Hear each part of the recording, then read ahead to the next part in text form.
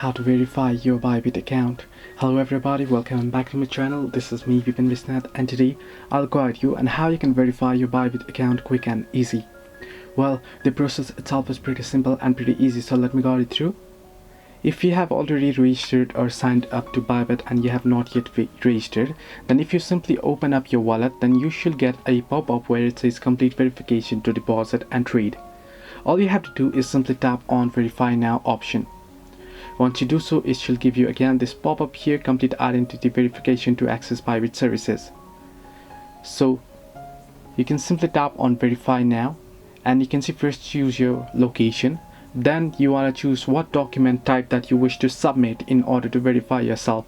If you have passport, you can use passport, or you can use driver's license, ID card and residence. Now here you can see the requirements for ID. You'll have to use your valid government issued identification document for verification.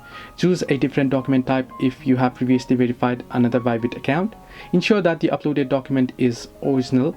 Please note that photocopies will not be accepted, so you will need the original. Then as you can see, the following documents are not submitted: the student visa, working visa or travel visa.